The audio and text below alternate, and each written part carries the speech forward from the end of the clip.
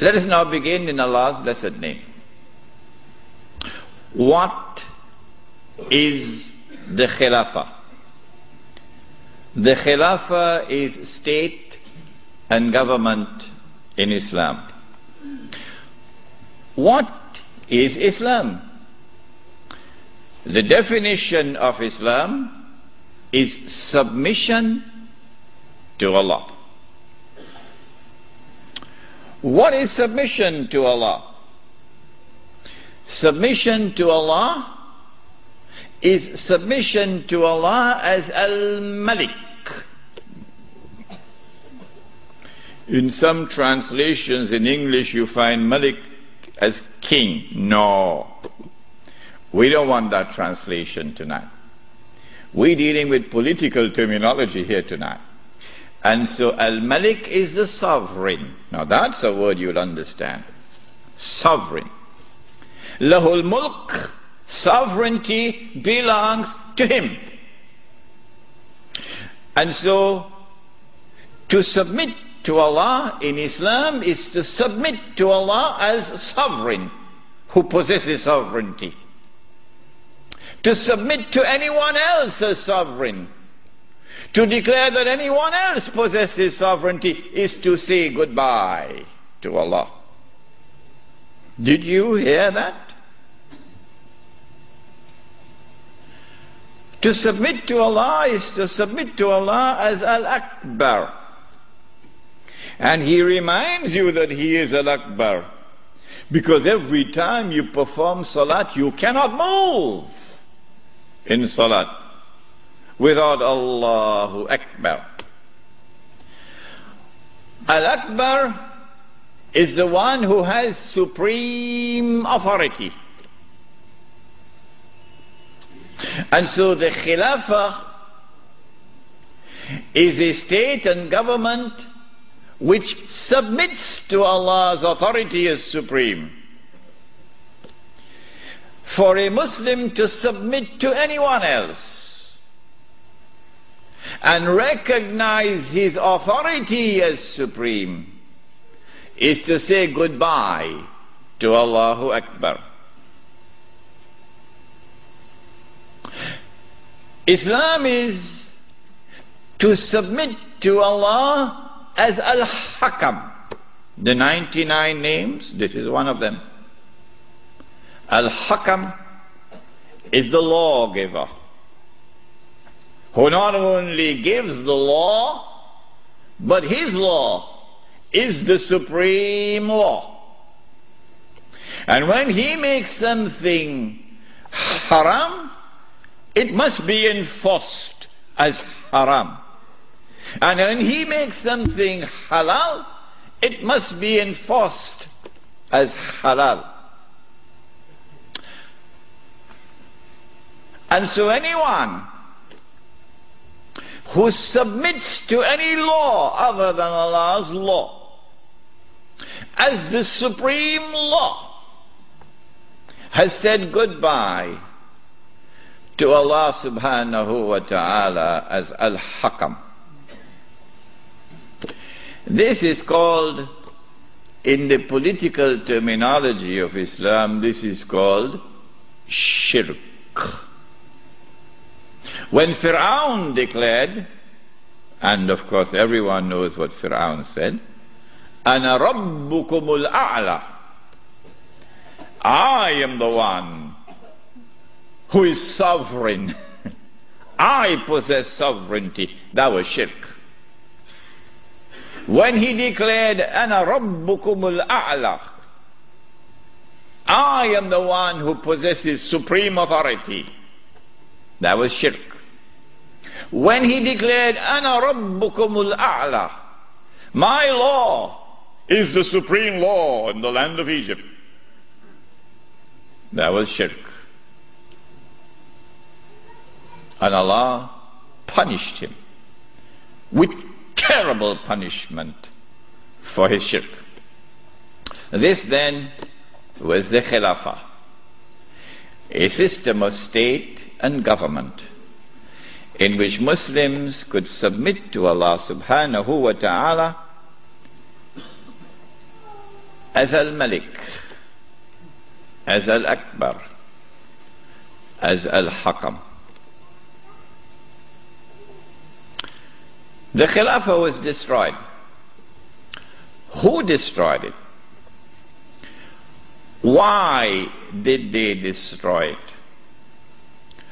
How did they destroy it? When did they destroy it? What did they replace it with? With what was it replaced? And what is its destiny? These are awesomely important questions which very few can answer today. There is a book outside which was not written as an attack on a religious movement, the Wahhabi movement, no. It is entitled The Caliphate, the Hijaz, and the Saudi Wahhabi Nation State. It's outside. And it answers all of these questions. Now then, let us begin the lecture as to who destroyed the Khilafah and why did they destroy it and how did they destroy it. When you read this book, Jerusalem in the Quran, and when you listen to the lecture next Monday, then you'll know that the Jews had in their heart, as they still have to this day, this conviction that it is their destiny. Even after Allah subhanahu wa ta'ala had expelled them from the Holy Land, even after they had lived in the wilderness for 2,000 years, it is the conviction in the heart of the Jews that it is their destiny to liberate the Holy Land of non-Jewish rule, to return to the Holy Land not as tourists, no, to return to the Holy Land to reclaim it as their own. For 2,000 years the Jews had this conviction in their heart that one day this will happen. To restore in the Holy Land the state of Israel, of Nabi Dawood alayhi salam and Nabi Sulaiman alayhi salam. And that the golden age will come back one more time. The golden age when that state of Israel, of Nabi Dawood alayhi salam and Nabi Sulaiman alayhi salam, was the ruling state in the world. That age will come back one more time. And so the state of Israel, when it is restored, will eventually become the ruling state in the world. This was the conviction of the Jews.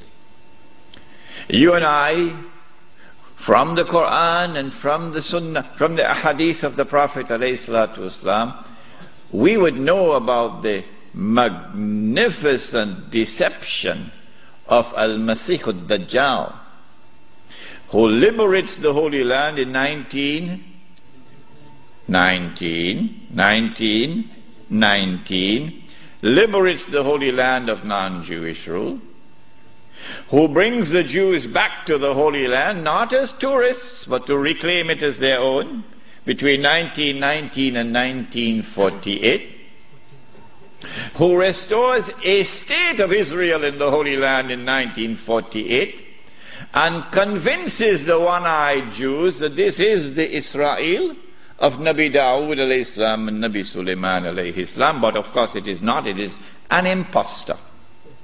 But they accept it and they embrace it. And that this Israel is about to become the ruling state in the world, replacing the United States of America.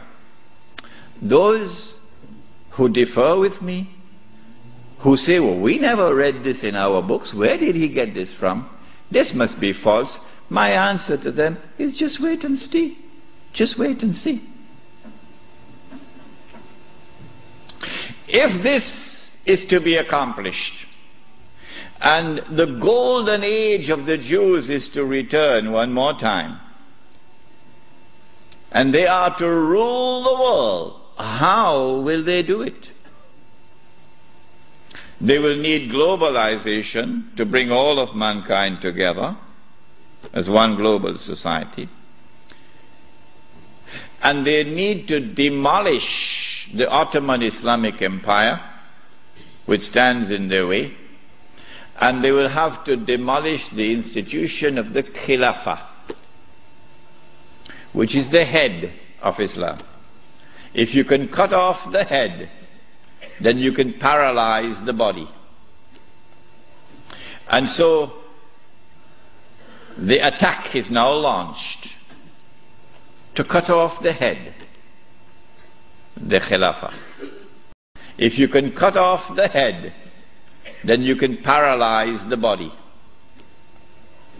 And so the attack is now launched to cut off the head, the Khilafah. It begins as a philosophical attack, which we spoke of the first lecture here tonight. No, the one on alcohol. And that is that you use I'm going to use a long word now, you use an epistemology, that knowledge comes only from external observation and rational inquiry, to take mankind to materialism. But there is no reality beyond material reality. And then you apply that to political thought. And so out of philosophical materialism emerges a new political philosophy. What does it say? Since there is no reality beyond material reality, we can no longer collectively recognize sovereignty up there, so sovereignty must now be relocated down here. The people are now sovereign, no longer the God of Ibrahim alayhi salam. And the people constitute the state, and they locate sovereignty in the state. So the state is now sovereign. This is a European creation. It didn't come out of the world of Islam. Oh no. Not only is the state sovereign, but the authority of the state is supreme. And it is the state which now makes law. And the law of the state is the highest law, the supreme law. But more than that, the God of Abraham alayhi salam could make something haram. But we, the state, can change that and make it halal, meaning legalize it. If I am wrong, get up and correct me. Get up and correct me. We can change it and make it halal, meaning legalize it. And that is what Europe proceeded to do. Everything that Allah had made haram, they made it halal. There's nothing left now.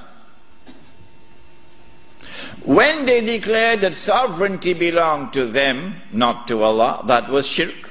It was shirk for Fir'aun, it is shirk for them. When they declared that the authority of the state is supreme, that was shirk. When they declared in Articles 24 and 25 of the Charter of the United Nations Organization, which I believe the Republic of Iran has not read as yet. When they declared in Articles 24 and 25 of the Charter of the United Nations, which the Republic of Iran, the Islamic Republic of Iran has not as yet read, what did they declare? That the authority of the Supreme Council of the United Nations, is that what it's called? Security Council, Security Council. That the Security Council of the United Nations is vested with supreme authority in the world, in all matters pertaining to international peace and security. That was shirk. When they declared that the law of the secular state is the highest law, that was shirk. And when they declared halal what Allah made haram, meaning when they legalized what Allah made haram, that was shirk. Surah At-Tawbah of the Quran. بعد أعوذ بالله من الشيطان الرجيم اتخذوا أحبارهم ورهبانهم أربابا من دون الله. They took their priests and their rabbis as arbab, lords and gods beside Allah. وَالْمَسِيحَ ابْنَ مَرْيَمَ, and they did the same thing with the Messiah, the son of Mary. وَمَا أُمِرُوا إِلَّا يَعْبُدُوا إِلَهًا وَاحِدًا, but they had not been commanded other than to worship one God. La ilaha illahu, there is no God beside him. Subhanahu, glory be to him. Amma yushrikun.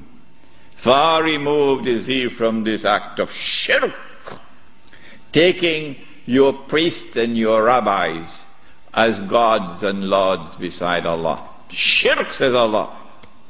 A man came to the Prophet ﷺ and said, O Messenger of Allah, but the Christians do not worship their priests, and the Jews do not worship their rabbis. How could Allah say so? To which the Prophet ﷺ replied, and he said, did they not make halal what Allah had made haram? That is their shirk. My question tonight, Lakemba, is this. If the priest and the rabbi make halal what Allah made haram, and that is shirk, then if the government does the same thing, would it not be shirk?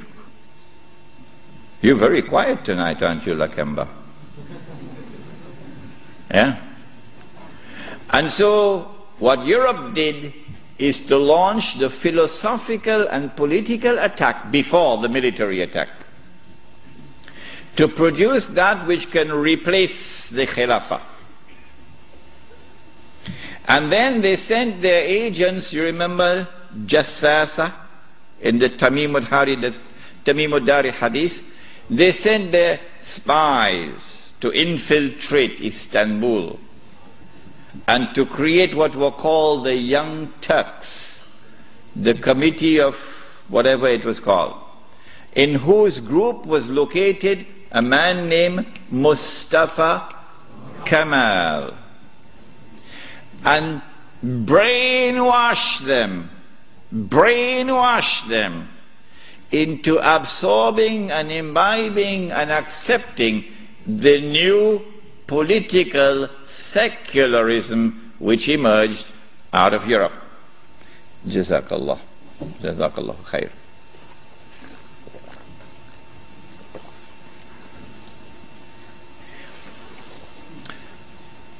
Then came the actual military attack. In 1897, Europeans who dressed up themselves in the clothing of Jews, remember they are Europeans who are parading as Jews, okay? They're called European Jews, but they're essentially Europeans. Judaism is only a camouflage. These people established the Zionist movement. The stage was now set. The countdown has begun for the Jews to strike. After waiting for almost 2,000 years, they are now ready to strike to achieve their long-held objective of bringing back the Golden Age. Centuries before this, they had struck at Europe. And over a period of almost 300 to 400 years, they had transformed Europe from a civilization based on faith in Christianity to a new, essentially godless civilization. Having done that, they are now ready to strike when they create the Zionist movement. Allah subhanahu wa ta'ala now unveils the mother of all signs for those who have eyes to see. But most of mankind have eyes, lahum a'yunun la yubsiruna biha. Most of mankind, they have eyes but they don't see. They have ears but they don't hear. They have hearts but they don't understand. Ulaika kal an'am. Allah says of such people, they're just like cattle. What is the sign? The sign is the recovery of the body of Fir'aun. Yes. We will deal with this subject inshallah on Monday night. The body of Fir'aun is rediscovered just about the time that the Zionist movement is established. At about the same time also, strange thing happens to the European Jew. He's not just making money through lending money on interest. No. The European Jew gets a windfall. A massive amount of wealth now comes his way. How? The hadith was that the earth would yield up its treasures to Dajjal. A child was playing, a black child, was playing in a village in South Africa. And this child, in the middle of the 19th century, found a big stone, glittering stone. The European Jew gets a windfall. A massive amount of wealth now comes his way. How? The hadith was that the earth would yield up its treasures to Dajjal. A child was playing, a black child, was playing in a village in South Africa. And this child, in the middle of the 19th century, found a big stone, glittering stone. Child took it home, showed it to the parents. Parents took it to the chief of the tribe. Chief of the tribe took it to the white commissioner. White commissioner sent it to Cape Town or Johannesburg, one of these places, to have it examined, and promptly came the reply that this was a huge diamond. You think that happened by accident? You're living in Disneyland. No, the stage was now set when that diamond was discovered. Because now we know where the diamonds are located. By this time, Britain, the scientific and technological revolution has given to Britain in particular, and Europe in general, the technology to be able to locate underneath the earth, in the interior of the earth, the diamond veins. And the technology we wish to mine for it down in the depths of the earth, technology which never existed before. And so now the southern African region becomes a cluster of diamond and gold mines. One mine in particular becomes the most famous one of all. 3 months ago, I stood myself at that mine. It was the biggest man-made hole in the world, in a town called Kimberley. You heard about Kimberley diamonds. Yeah. When the diamonds were discovered at Kimberley and in the surrounding areas, it was the biggest discovery of diamonds in history. And I would suggest to you who are young and who have a thirst for knowledge, go study this part of history, because tonight we have limited time. What the Jews did, using an Englishman who was not a Jew, Cecil John Rhodes. using him as the front man. They always use a front man. But they stood behind him. And they were able to manipulate the situation and gain control of the diamonds. The De Beers Consolidated Diamond Company emerged and taking control of the diamonds. And the Rothschild family in Europe finances now the mining operations. And the bulk of the wealth which now emerges out of South Africa land up in the hands of the Jews. In 1914, the Kimberley mine was closed down because it had yielded all that it could yield. The rest that now remained was just chicken feed. So they closed it down in 1914. When I went to that diamond mine in Kimberley, there were wheelbarrows filled with plastic cubes to show you, give you an estimate of how many diamonds came out of this diamond mine. There were 5 huge barrows filled, brim, heaping with these plastic cubes. That's how many diamonds they got. And these were sold in the market, the international market, at the premium price because they cornered the market through the consolidated De Beers to establish a monopoly to ensure that the price would not come down. The Prophet ﷺ cursed that. When Kimberley was closed down in 1914, the European Jew now had amassed the maximum wealth he could amass at that period of time. This is just about 17 years after the Zionist movement was established. Within these 17 years, Dajjal had struck and had delivered to the European Jew this massive windfall of wealth. And so now they are ready in 1914 to move to the next stage. The philosophical and political systems are already in place. And now the military attack. To destroy the Khilafah, you'll have to destroy the Ottoman Empire. And you cannot destroy the Ottoman Empire with 5,000 Jews in an army.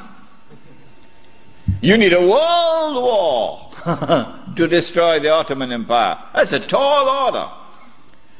So what you do is you plan a conspiracy. And you stay behind so that your fingerprints are not on the crime. In other words, you plan a September the 11th. The attack took place in the summer of 1914 when the Grand Duke Franz Ferdinand was assassinated in Sarajevo. In the summer of 1914 there were 6 major powers in Europe. And there was one dark horse across the Atlantic. No one knew how fast it could run because it had never run in a race so far. One dark horse across the Atlantic. And 6 major powers in Europe. They were number 1, Russia, France, Britain, Germany, Austria, Hungary. That's 5. What's number 6? Turkey.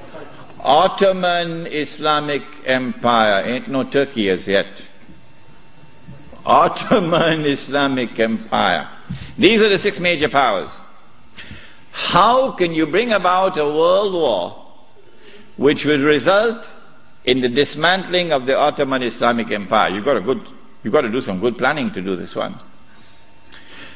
When they attacked and assassinated the Grand Duke Franz Ferdinand, they left footprints which led to Russia. As on September 11th, they left footprints which led to Al-Qaeda and Saudi Arabia. The reason why, I forgot to mention this last night, the reason why they put so many Saudis on board the aeroplanes.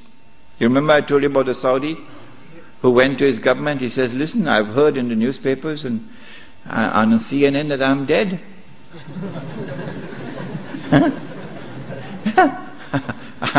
It seems to me as though I'm alive.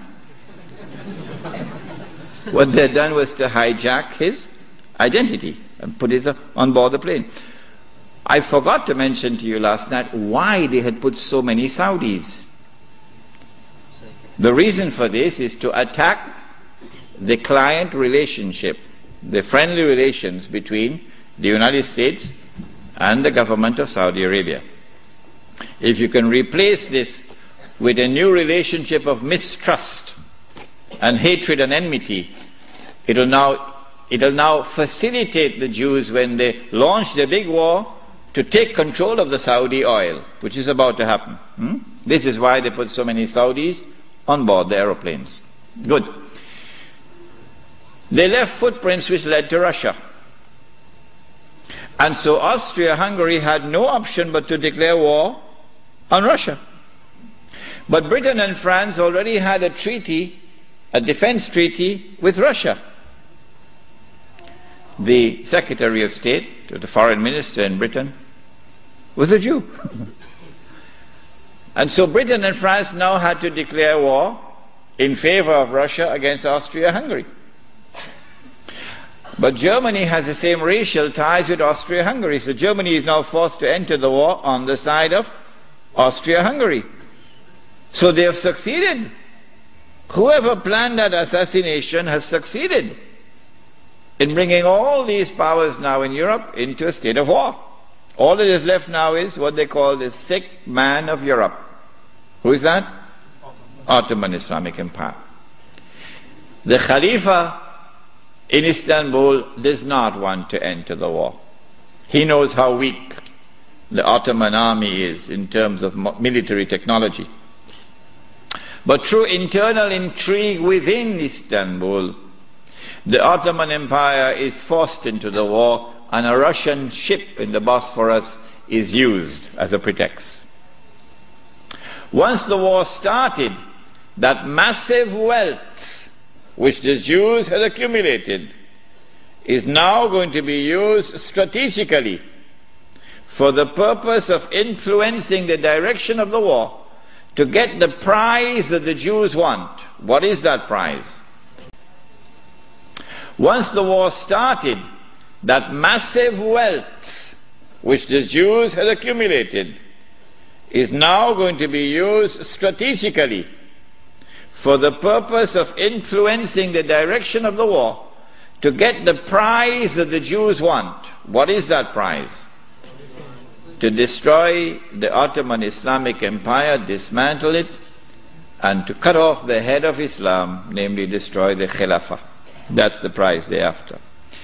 The next prize is to liberate the Holy Land and to get the Holy Land for themselves. This is the prize they're after. Between 1914 and 1916, German submarines now make a surprise appearance into warfare. As when Israel launches her big war, we're going to see weapons that the world has never seen before being introduced into warfare. When the German submarine entered into the war, it tipped the scales on the side of Germany, and by 1916 Britain was on the verge of defeat. German submarines had surrounded and marooned the island of Britain. The French government had fallen, and Germany had occupied France, and Britain was on her knees. This is the moment that the Jews were waiting for. Now the Czech is going to talk. It's called financial diplomacy. The Jews, this is the German Jews, went to the British government and said, let's make a deal. Let's make a deal. We will intervene in the war with massive financial assistance to you. Massive. And we will bring that dark horse into the race. But that dark horse didn't want to come into the race. American public opinion was overwhelmingly against involvement in the war. And the most famous American of all was not the president. He was a man who had established the assembly line for producing motor cars. And what was supposed to have been a luxury item for only the rich Oh, you could see how the rich people were grinding their teeth in anger when this man caused the motor car to become accessible to ordinary Americans. For $700 you can get a motor car. $1,000 you can get a Model T.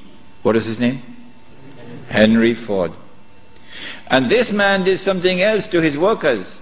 He didn't bother about what was the market wage. No. He said, I am concerned with paying a just wage.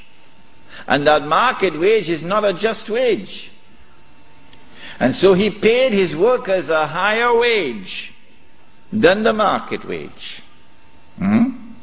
And so he won the hearts of the American people. He became an American icon. His name was Henry Ford.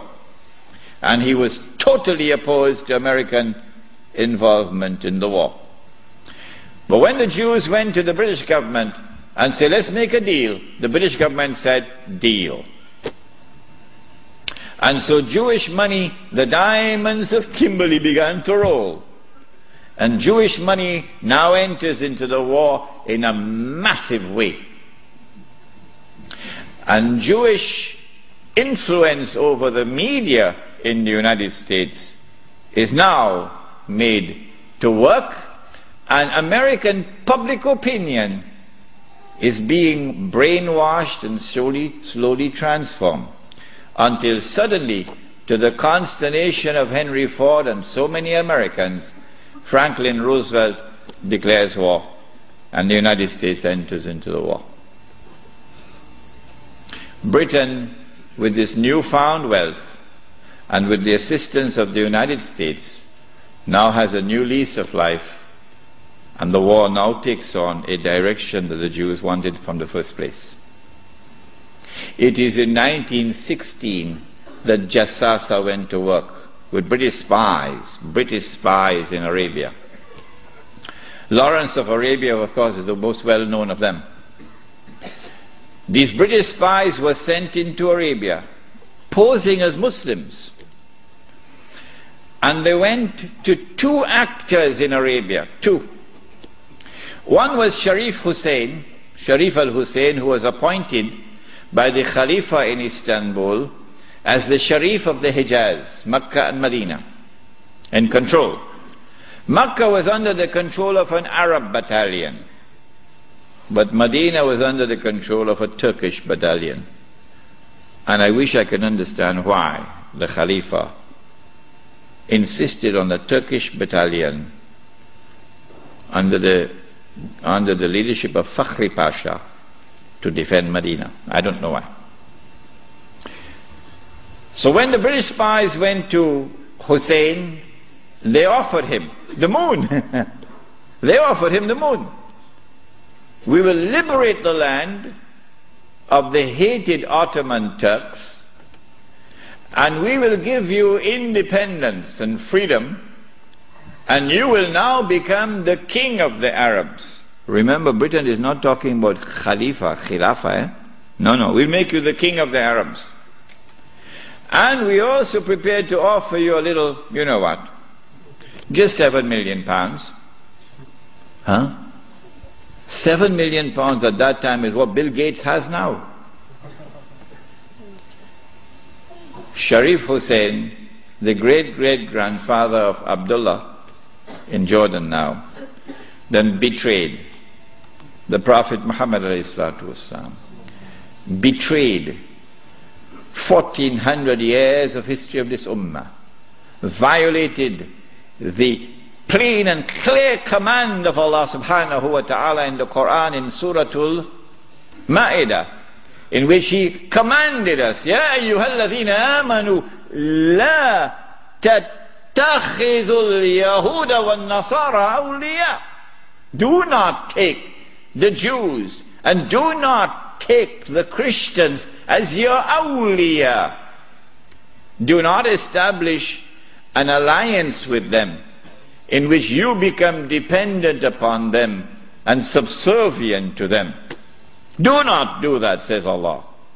بَعْدُهُمْ أَوْلِيَاءُ بَعْضٍ. They are protecting friends of each other. وَمَنْ يَتَوَلَّهُمْ minkum فَإِنَّهُ مِنْهُمْ. Whosoever from amongst you turn to them for that kind of an alliance, you no longer belong to this ummah, you've now joined them. إِنَّ اللَّهَ لَا يَهْدِي الْقَوْمَ الظَّالِمِينَ. Surely Allah will never provide guidance for a people who commit such an atrocious act of wrongdoing. And this is precisely what Sharif Hussain did, and what all his descendants from that day to this day have been doing. But the chickens are coming home to roost now for Abdullah. And the chickens are coming home to roost for Abdullah. When Mr. Bush attacks Iraq, then you're going to see Abdullah's suitcases at work. Yeah. They're all packed already, you know. They're all packed already. As soon as Mr. Bush attacks Iraq, you'll see where Abdullah is going to be headed for. Sharif Hussain now accepts 7 million sterling pounds and enters into a military alliance with Britain and declares himself independent of the Ottoman Khalifa. Once the Khilafah in Istanbul had lost control of Mecca and Medina, had lost control of the Haramain, had lost control of the Hajj, you pull the carpet, you pull the rug from underneath the feet of the Khalifa. His Khilafah is now losing legitimacy. Can anyone be Khalifa? Can you appoint a Khalifa here in downtown Lakemba? Can Mullah Umar have been recognized as the Khalifa? No, why not? Because when the Hajj comes, Amirul Mu'mineen Mullah Umar will have to apply for a Saudi visa to perform the Hajj. Huh? And if the Saudis reject the visa, the Khalifa can't perform the Hajj. Alright? And so the British calculated, if we can wrest control of the Haramain and the Hajj away from the Khalifa in Istanbul, then the legitimacy of his Khilafah will begin to crumble. And so this was 1916. The British spies then went to the second actor in the Arabian Peninsula. I mean, Britain has a PhD in deception. If you want to destroy the Khilafah, okay, you have to make sure that it cannot be restored. How can you take the entire world of Islam with so many ulama and ensure that not only is the Khilafah destroyed, but it cannot be restored? That's a tall order. How to do it? How to do it? The answer is, you not only have to liberate the Haramain from the control of the Khalifa in Istanbul, but you have to put it in the control of those who will not themselves claim the Khilafah and will not allow anyone else to claim the Khilafah. And so long as these people keep control of the Haramain and the Hajj, the Khilafah can never be restored. Simple, isn't it? Simple, isn't it? And so that was why they had to make the trip to Riyadh to meet, what's his name? Abdul Aziz Ibn Saud. Correct name? Of course it's the correct name. Why are you afraid to mention it? But Abdulaziz ibn Saud did not control the Hijaz. So he couldn't command a check for £7 million. Huh? He had to be content with something less than that. So what the British offered to him was, if you would sign the same kind of agreement with us and violate the specific command in the Quran and betray Allah and His Messenger and betray the Ummah, if you will do that, we pay you £5,000 a month. Would you accept that? Abdulaziz says yes. Yes. And in 1916, Abdulaziz ibn Saud signed an agreement with Britain. Yes. Which made of him a military ally of Britain, subservient to Britain. But when the Ikhwan, who were his military force, questioned him, how can you sign this agreement with Britain? And how can you accept this money from Britain, £5,000 a month? Abdulaziz ibn Saud says, this is jizya. Jizya is what they pay to me because I control them. It was dust in their eyes and they swallowed it. And so Abdulaziz ibn Saud got away with it. Massive betrayal, and a very dangerous plan is now in place. As soon as the Khilafah is destroyed, that Abdulaziz ibn Saud will be given what is known as the green light, something that Saddam Hussein knows about, the green light. And then he will attack and take control of the Haramain. And when once he does that, he won't make the mistake of ever claiming the Khilafah for himself. And he will never allow anyone else to claim the Khilafah, because no one else can take the control of the Hijaz and the Haramain from them, because they are supported by Britain. And so goodbye to the Khilafah. It's gone. It can never be restored. Never, never, never be restored. So long as Britain and the United States of America underwrite the security of the Saudi state, you can never, never, never restore the Khilafah.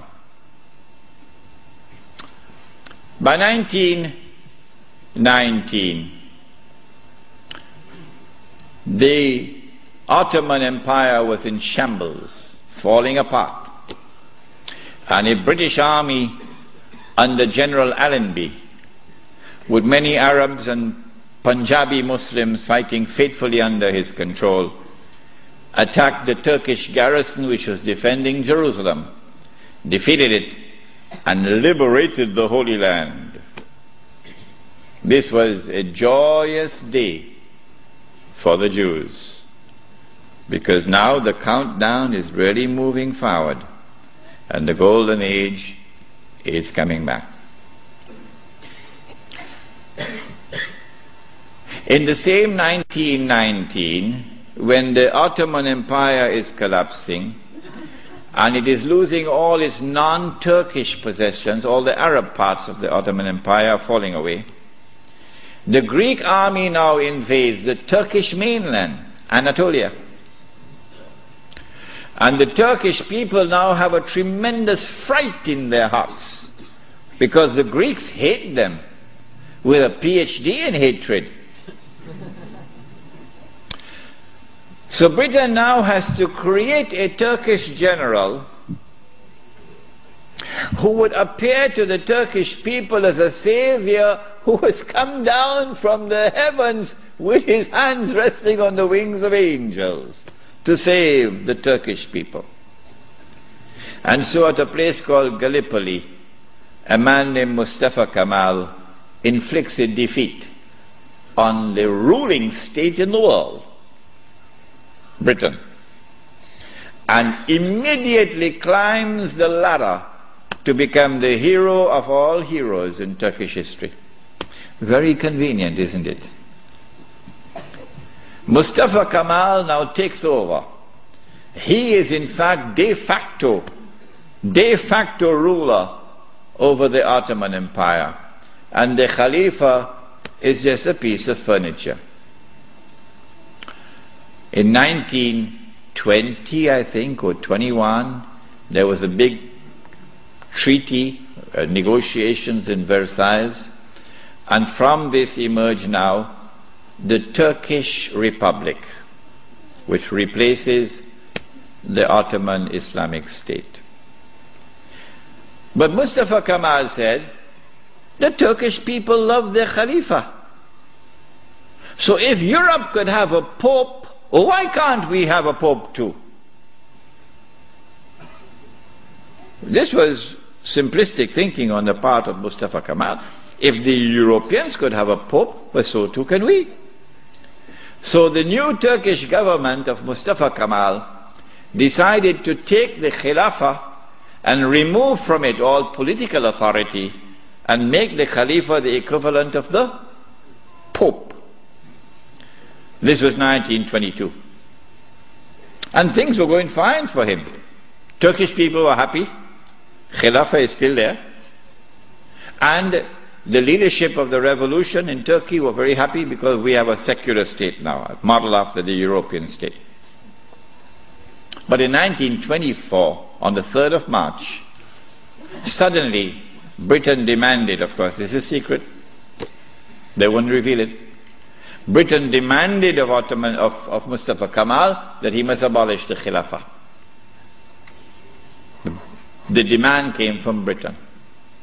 And on the 3rd of March 1924, the Turkish Republic abolished the Khilafah. The question we have to ask is, why did they do it when there was no need to do it? Nothing. It represented no threat whatsoever to the secular Turkish Republic. The answer for the abolition of the Khilafah on the 3rd of March 1924 is located in a place called India. But even the Indian scholars of Islam are not aware of it. Even they are not aware of it. When the attack on the Khilafah was taking place in the 1916, 17, 18 period, then Indian ulama, at that time the Indian Muslim community was one of the most influential Muslim communities in the world. And the Indian Muslim community was led by leaders who knew Islam and lived Islam. Men like Maulana Muhammad Ali Jawhar, Maulana Shaukat Ali, Maulana Sayyid Suleiman Nadwi, Mufti Kifayatullah, men who knew Islam and lived Islam.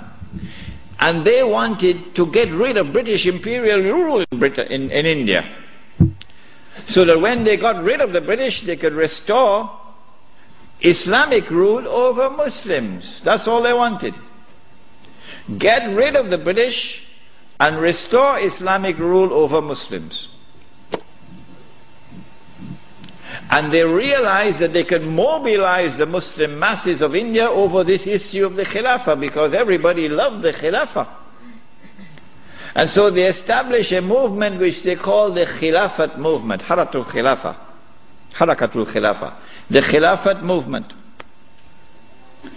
When they established the Khilafat movement and it began to mobilize the Muslim masses, the body which was sleeping is now waking up for revolutionary struggle to preserve the Khilafah in Istanbul. The leader of the Hindus realized, but wait a minute, the Muslims want the same thing that we want. The leader of the Hindus realized, but wait a minute, the Muslims want the same thing that we want.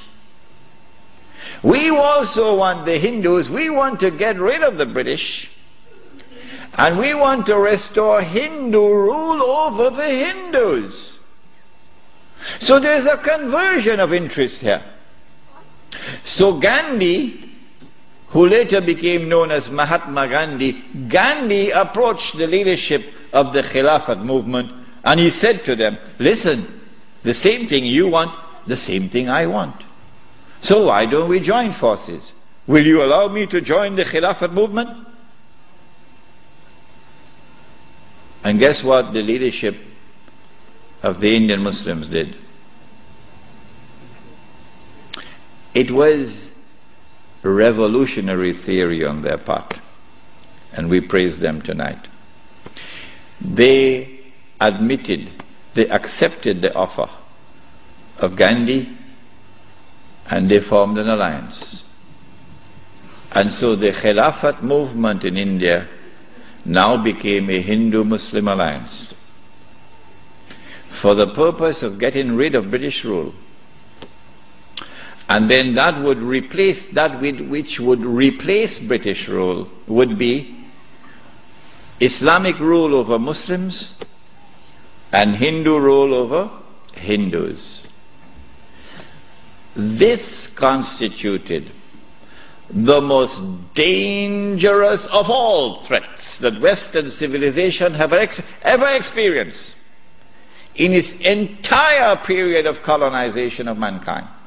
This Khilafat movement. Because the Western objective was to demolish every existing state structure in the world and replace it with the secular state, so that eventually the secular state could be brought under the umbrella of a League of Nations and eventually a United Nations, and this would be political globalization at work. If the Khilafat movement were to succeed, then one of the most important communities in the world, the Indian Muslims, will escape. Because when the British withdrew, Muslims will be ruled by Islam and Hindus will be ruled by Hinduism. Between 1920 and 1924, the Khilafat movement was building up steam at an alarming rate. And by 1924, the British had calculated, we have to get rid of this Khilafat movement. And the only way we can think of now is to abolish the Khilafat. And so they put the pressure on Mustafa Kemal. As soon as the Khilafat was abolished, the Khilafat movement in India began to lose steam. In the same year that it was abolished in 1924, in that same year, the secularly minded British, in Indian language they call it chamcha, the stooges of the British in India, the brown-skinned Englishmen parading as Muslims, of whom the prince of them all was the grandfather of the present Aga Khan, Karim Aga Khan's grandfather. They now restore an organization called the All India Muslim League. The All India Muslim League is led by men who don't know Islam and don't live Islam. And these are the people who now wage a struggle for the liberation of the Muslims from British rule to be replaced, not with rule of Islam, oh no, but rather by the rule of the secular Republic of Pakistan and the secular Republic of India, so that Pakistan and India could be embraced within the community of secular nation states. But of course you had to put a little red herring to fool the people. So you have to make it appear as though Pakistan is going to emerge as an Islamic state, but that's just dust in their eyes, to fool those who see with only one eye. And so in 1924, on the 3rd of March, the Caliphate was abolished. When the Caliphate was abolished, Sharif al-Hussain realized that he was in grave danger now. So long as there was a Khalifa in Istanbul, the British needed him. But now that the Caliphate was destroyed, abolished, Sharif al-Hussain now realizes the plan. He says, oh my gosh, they're going to send Abdulaziz ibn Saud to cut my throat now. In exactly the same way that Abdullah of Jordan is now realizing, as soon as Bush attacks Iraq, that is the end of me. So Sharif al-Hussain decides 4 days later, on the 7th of March 1924, to claim the Khilafah for himself.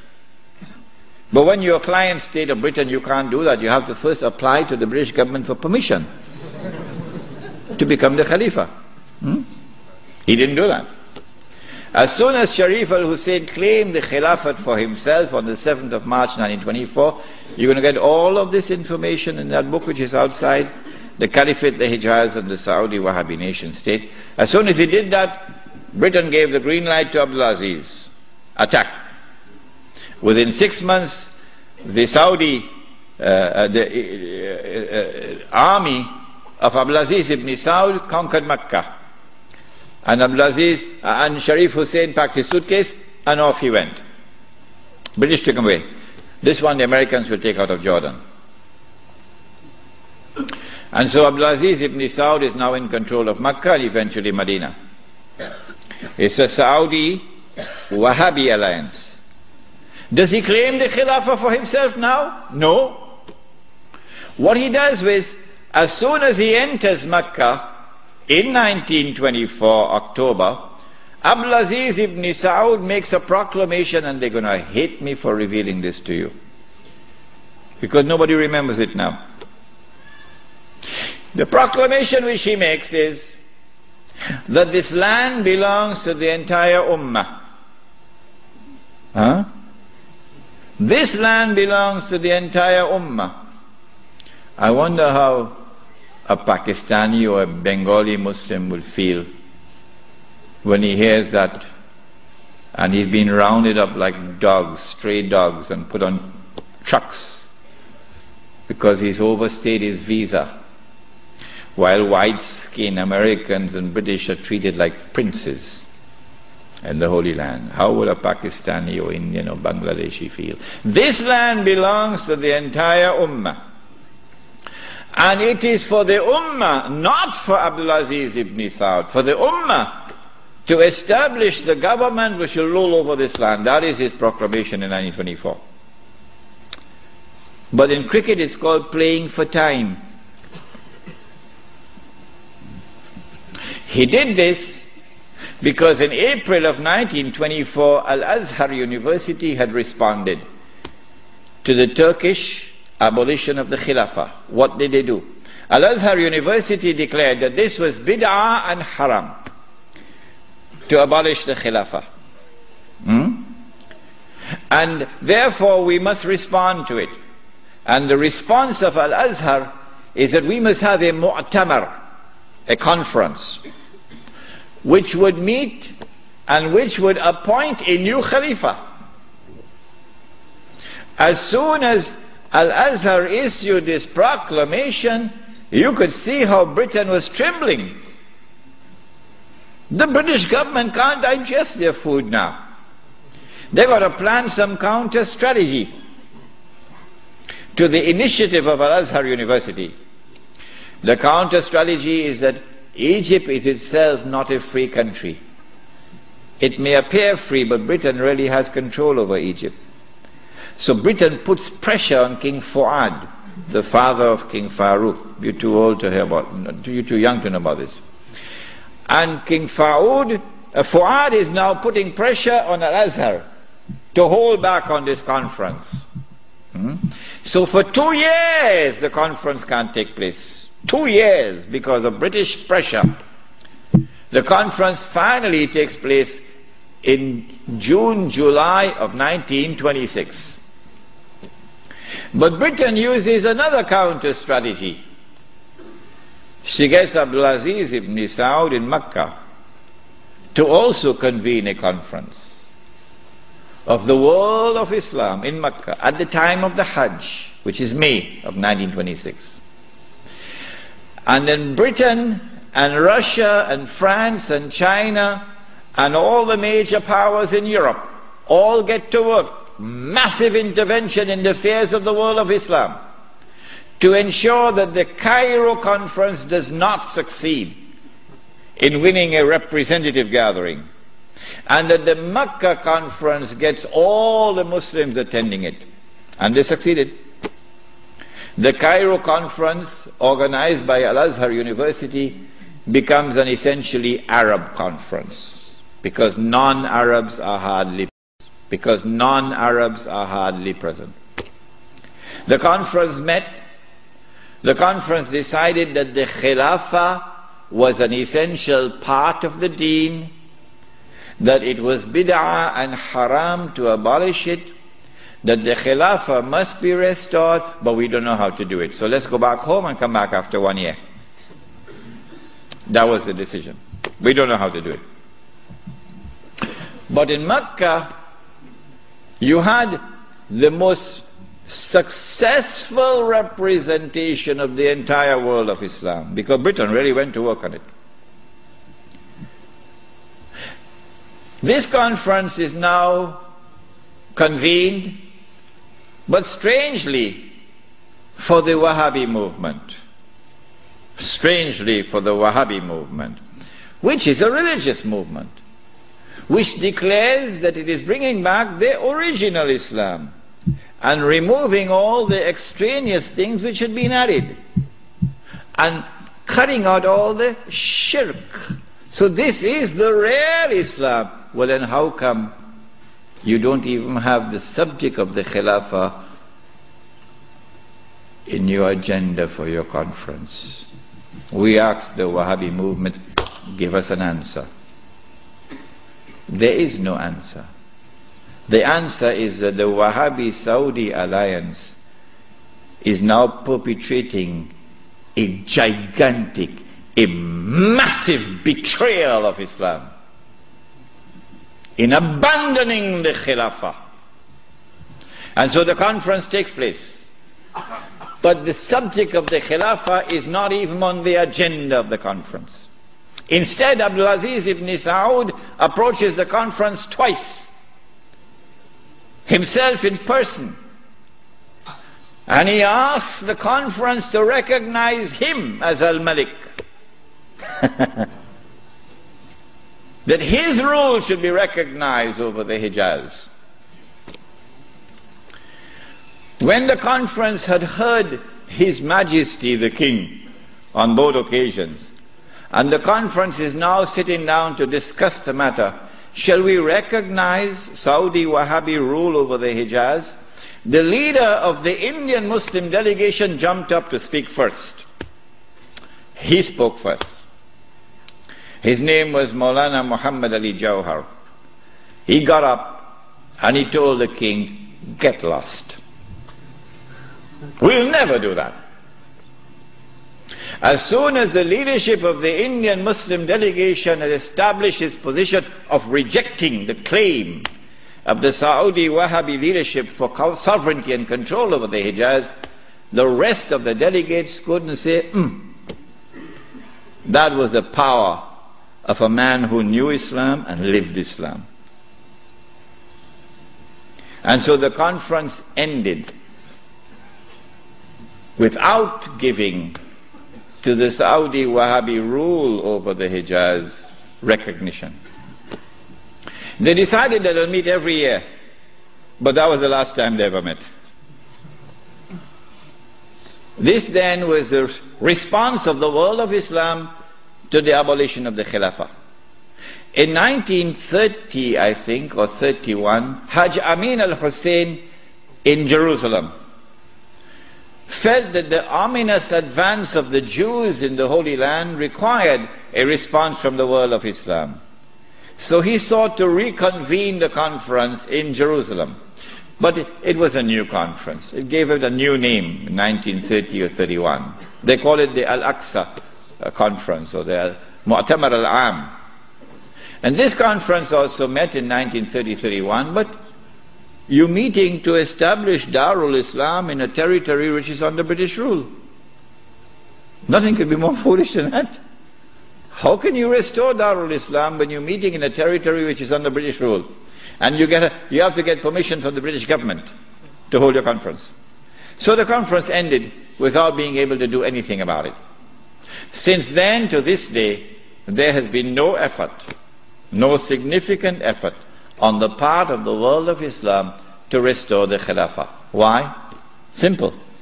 Because you cannot restore the Khilafah unless and until you can liberate the Hijaz, Makkah and Medina. You can't do that when the Hijaz, the security of the Hijaz is underwritten by Uncle Sam. What is the replacement of the Khilafah around the world, beginning with the secular Republic of Turkey, and then an Iran which resembles a Shia republic but essentially is a secular republic, and then the secular Republic of Pakistan, which of course has now become the American Republic of Pakistan. And then in 1933, the Republic of Saudi Arabia, but they're parading as a monarchy, but it's actually a secular state, because it has all the trappings of a secular state. A secular state has territorial sovereignty. The state of Saudi Arabia has territorial sovereignty. A secular state has citizenship. Once upon a time when I went to Mecca, I was Muslim. And the only difference between me and my fellow Muslim who was resident in Mecca was that I was Musafir and he was Sakin. Other than that, we're the same. But now, I am a foreigner. If this is not bid'ah, I should change my name. I am now a foreign national, and they are Saudis. And all the oil that Dajjal discovered underneath the soil belongs to them. They own it. So what about Abdulaziz ibn Saud's proclamation that this entire land belongs to the world of Islam? That's forgotten. That's why they hate me for reminding you of these things. The entire world is now embraced. The entire world of Islam is now embraced by the modern secular state.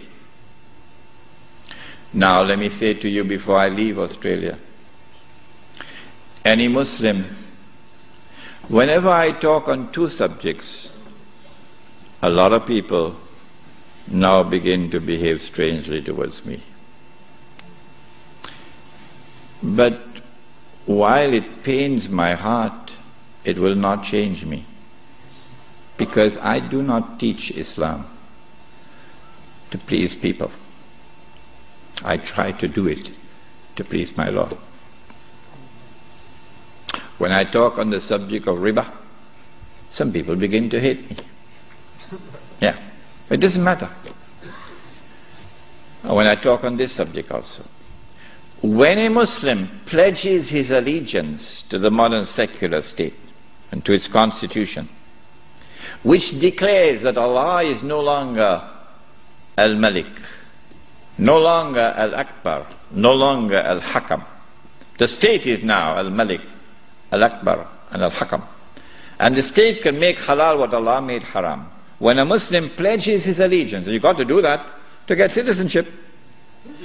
Oh yeah, can't get a US passport without pledging allegiance. When you do that, you commit shirk.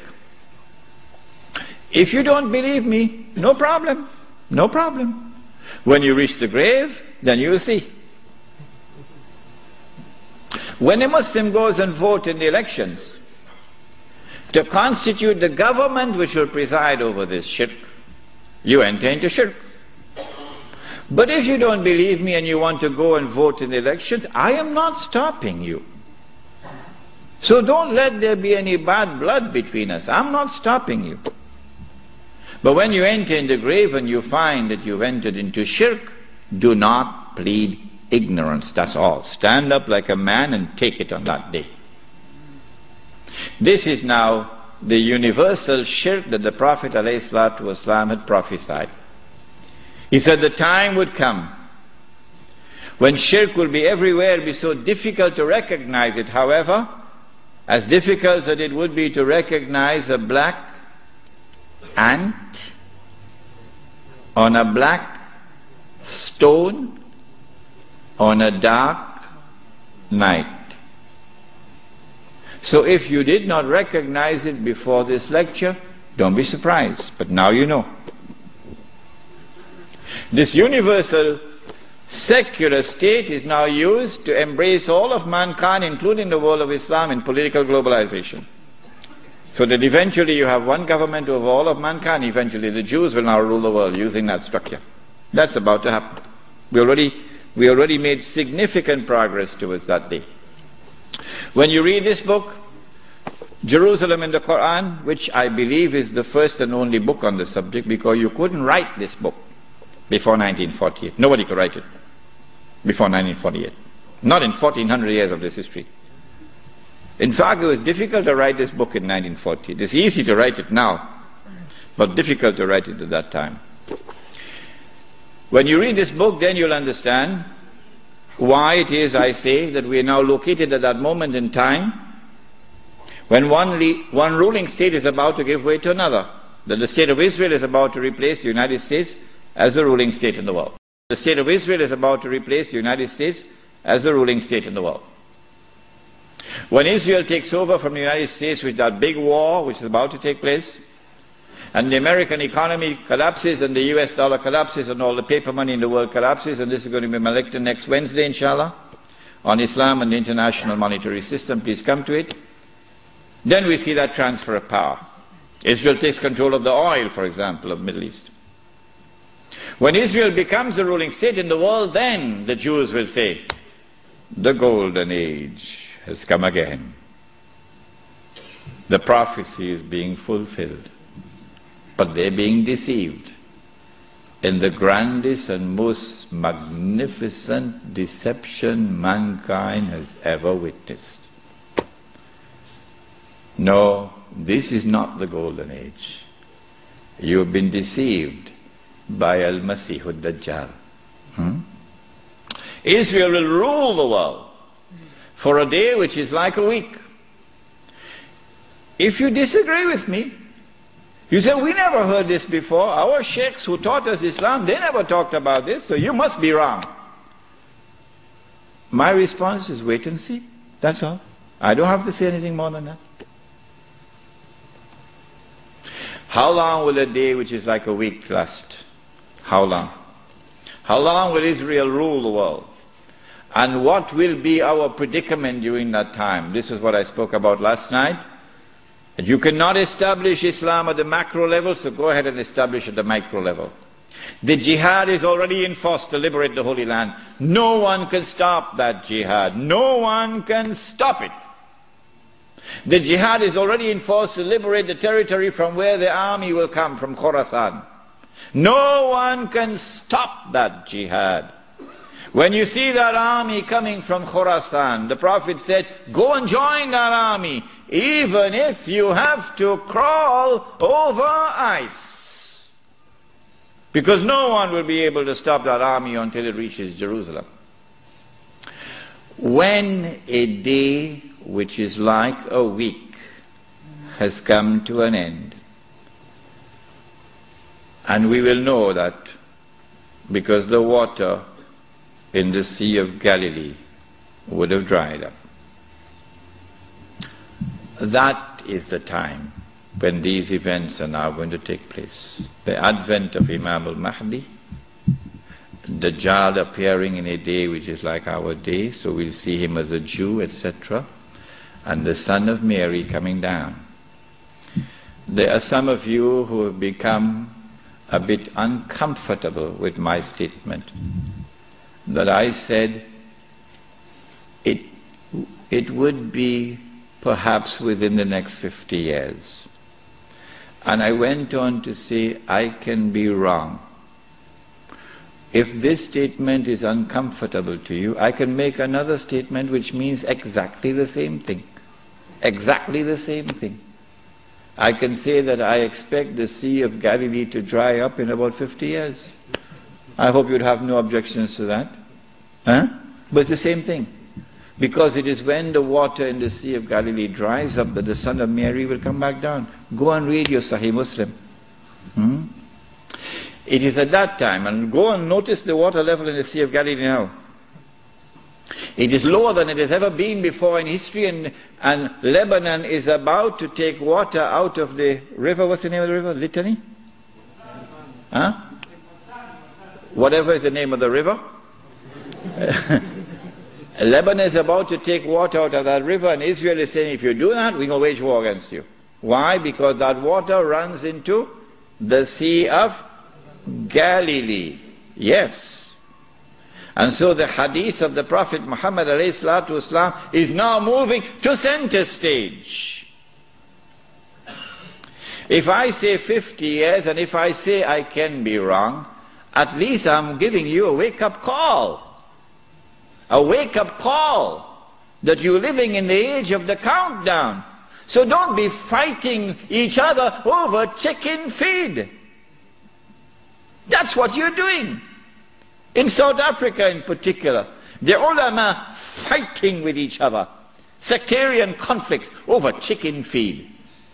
While this hugely important subject is so far away from them, it is unbelievable. When the water in the Sea of Galilee is drying up, and the state of Israel has ruled the world for a day which is like a week, then in Sahih Muslim we are told, a Muslim ruler will die and there will be disagreement concerning succession. And then a man is going to come out of Mecca. His name will be my name and his father's name will be my father's name, said the Prophet ﷺ. He'll have a broad forehead and a large nose. And he'll be known as Al-Mahdi. And he'd hurry from Medina to Mecca. As he approaches Mecca, people are going to come out to him, so this has to be a well-known person. Not some obscure non-entity, a well-known person. When the people of Mecca come out to him, they'll force him to accept the bay'ah, the oath of allegiance which legitimizes the leadership of the Amir al-Mu'mineen, bay'ah. He will accept the bay'ah at the Kaaba and then proclaim himself to be Al-Mahdi. It is only then that you would know that Al-Mahdi is here. So stop asking these foolish questions. Is he born already? Is he in Lebanon? Or maybe in Indonesia? That's foolishness. Al-Mahdi cannot emerge until Israel has become the ruling state in the world. Al-Mahdi cannot emerge until Dajjal has completed his mission. Al-Mahdi cannot emerge until this state of Israel has ruled the world for a day which is like a week.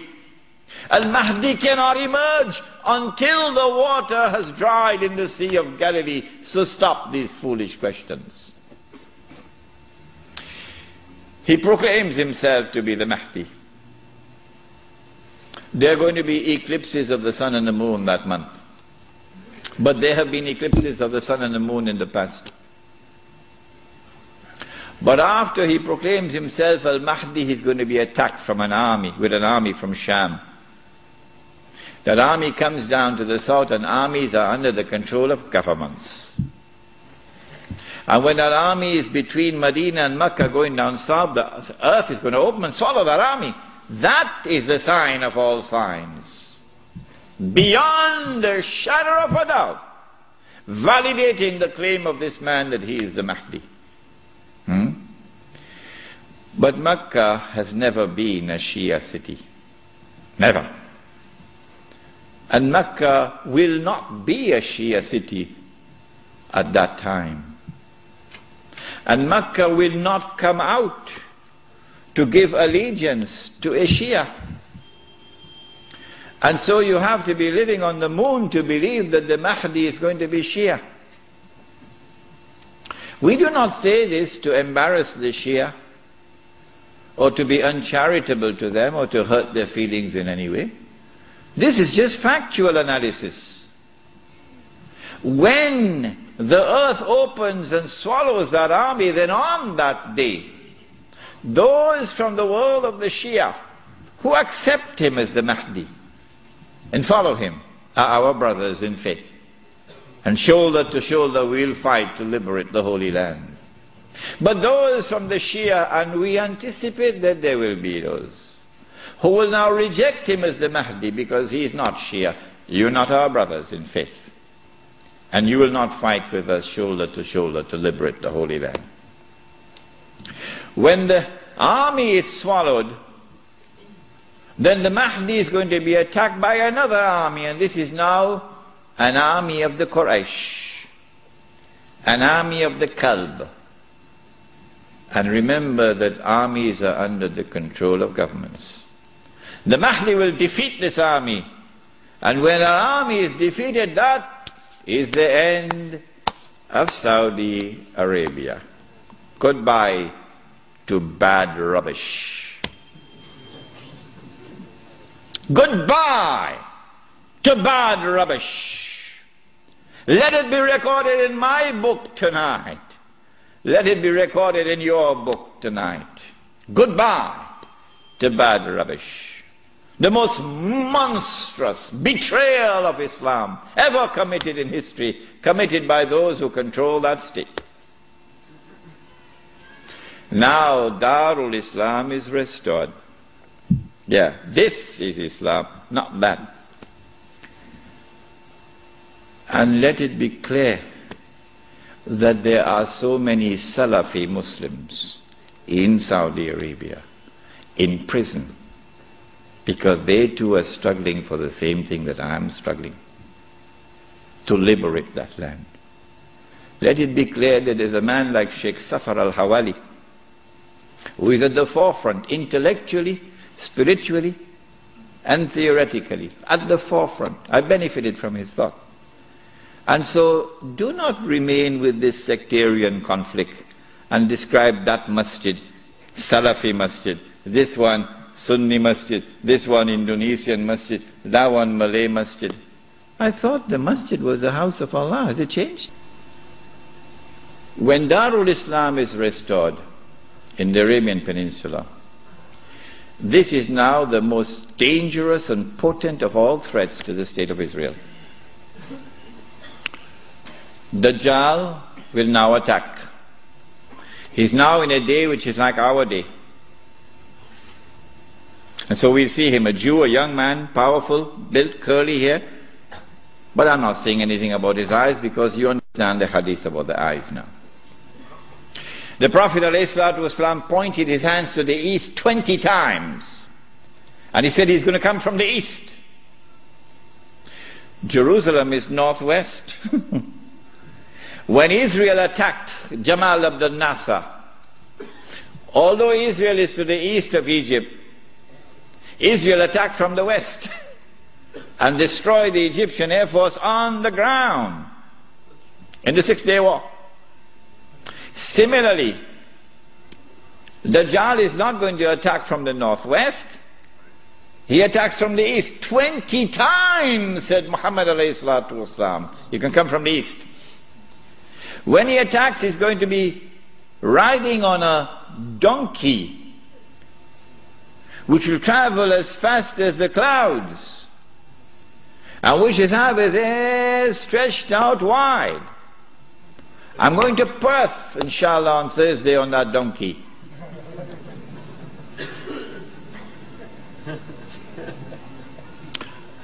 And so, we're talking about fighter aircraft. And east of Medina and Mecca is the Saudi Air Force Base, which is now also an American Air Force Base in Dhahran. As they attack Mecca and Medina, the angels defend Mecca and Medina. This is there in Sahih Muslim. And the attack is diverted to Damascus. And then the confrontation takes place. Dajjal is outside and the Imam is inside the masjid. And now history repeats itself. The Jews are rubbing their hands. We got them now. There's no escape. We got them. We have them in our sights now. As someone else was rubbing his hands, as his army was approaching them, and in front of them was the sea, and behind them is the army, and they're rubbing their hands. We got them now. Who was he? Fir'aun. And so history repeats itself. But at the last moment, Allah subhanahu wa ta'ala says to Musa alayhi salam, take your rod and strike the water. And then the divine intervention took place, the miracle. And the believers were saved. وَإِذْ فَرَقْنَا بِكُمُ الْبَحْرَ فَأَنْجَيْنَاكُمْ وَأَغْرَقْنَا آلَ فِرْعَوْنَ وَأَنْتُمْ تَنْظُرُونَ. Now history repeats itself. As the Jews are rubbing their hands, we've got them now, we've cornered them. At that last moment, history repeats itself. The Son of Mary comes down, with his hands resting on the wings of two angels. The first time he came, Allah raised a man. And when the Messiah came, he came in front of that man. And that man said, here he is, this is the man you've been waiting for, this is the Messiah. Who was that man? Yahya alayhi salam. So this is the divine method for positive identification. But now history repeats itself. The divine method of positive identification is repeated. As the Son of Mary comes down in the masjid, Imam al-Mahdi says, here he is, this is the Son of Mary. And history repeats itself. May Allah forgive Ibn Khaldun. And then the Son of Mary responds and identifies himself. Imam asks him, you lead the salat. He says, no, you are the Imam, you lead. After the salat, then the confrontation takes place between the false Messiah and the true Messiah. And the false Messiah is killed. And then Gog and Magog are destroyed. The Sea of Galilee is dry. And after Gog and Magog are destroyed and Dajjal is killed, now the state of Israel is without any support. Now it's going to be a level battlefield. A level battlefield. I may be wrong, but I suspect that there's going to be a massive collapse of the world of modern technology. I suspect that. And so horses are now going to be used once again. Yeah.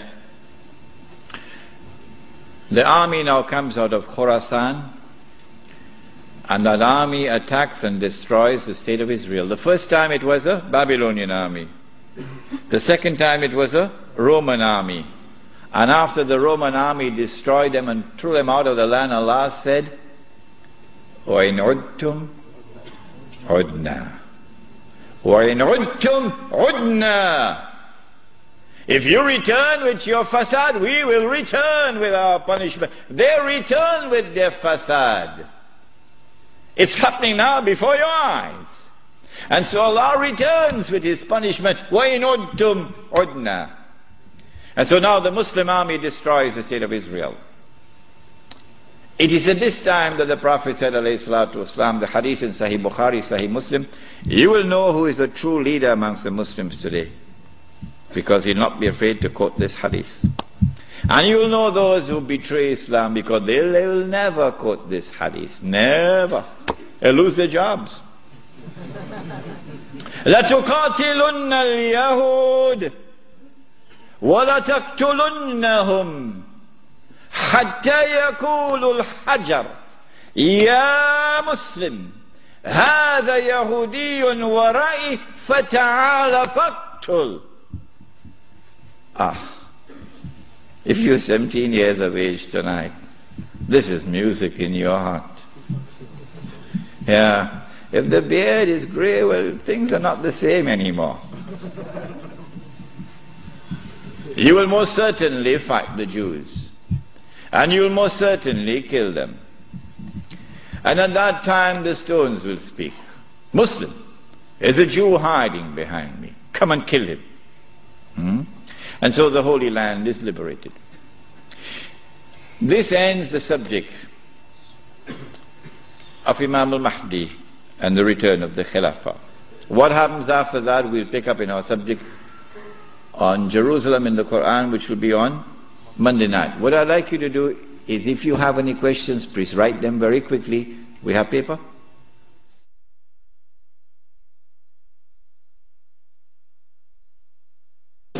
Question 1.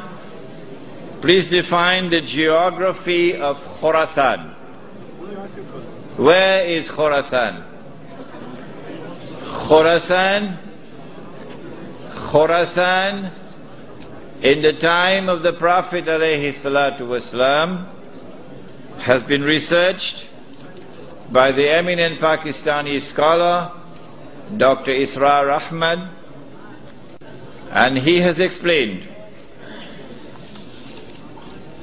that Khorasan is that territory which extends from northwest Pakistan, the Pathan belt, northeast Iran, the whole of Afghanistan, and the territory north of Afghanistan.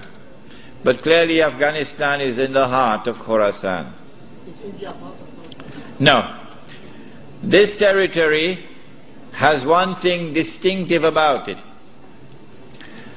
that Europe could never colonize the heart of Khorasan. The British tried when Britain was the ruling state in the world, and the British failed. And then the Russians tried when they had the superpower, the Soviet Union. And after 12 years, the Russians failed. And guess who is trying now? Yes. The war in Khorasan has just begun, Mr. Bush. It has just begun. On that day, when Islam liberates Afghanistan, I believe it is that army which will be unstoppable until it reaches Jerusalem.